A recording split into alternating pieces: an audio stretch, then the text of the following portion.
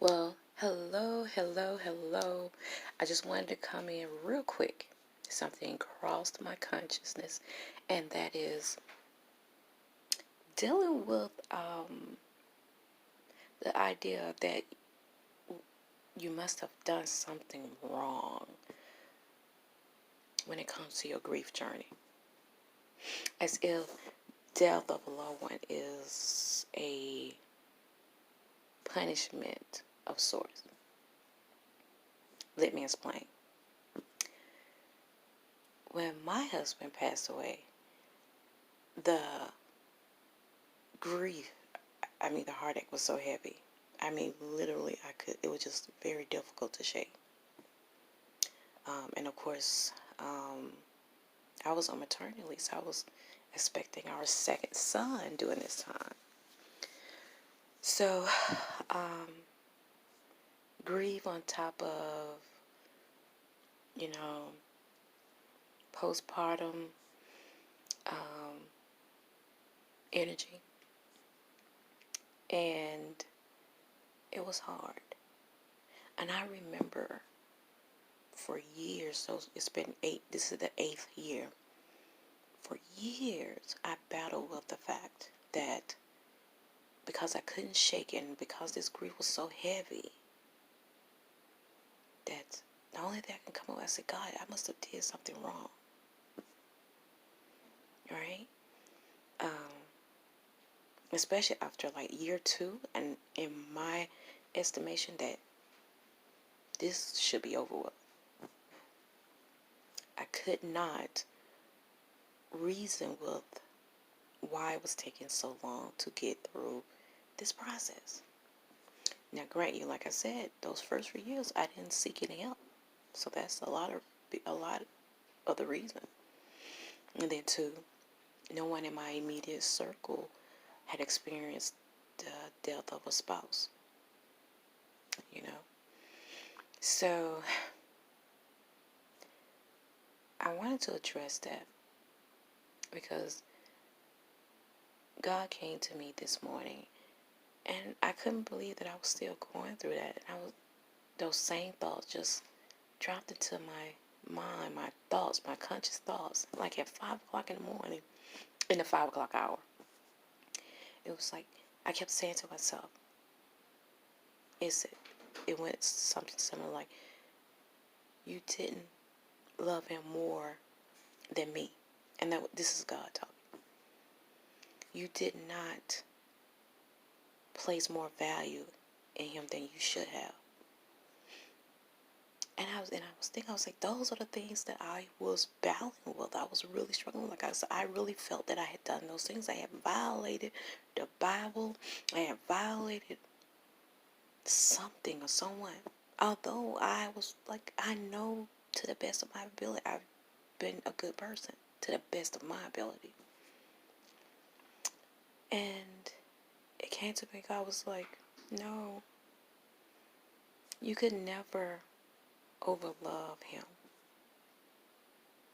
And if you did overlove him, that means you loved me. You could not have loved him more than me. All the love that you poured into him and all over him, you also did to me. So no, you did nothing wrong. You did everything right. If you placed your husband on a pedestal, you placed me on that same pedestal, because that was my son and you are my daughter.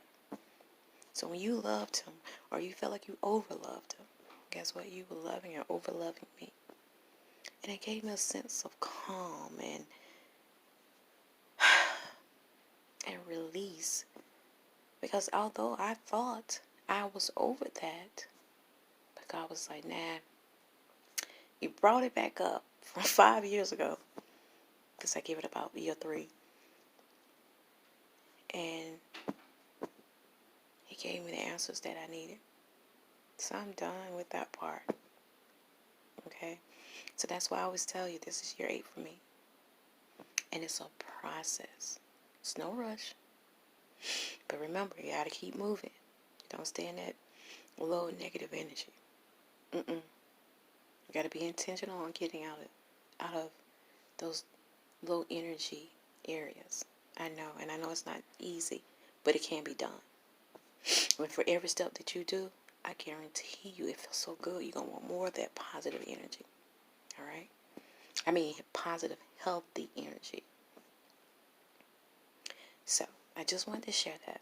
So, if you're struggling with thoughts that, God, I must have done something wrong, this is a form of punishment. No, it's not. It's not.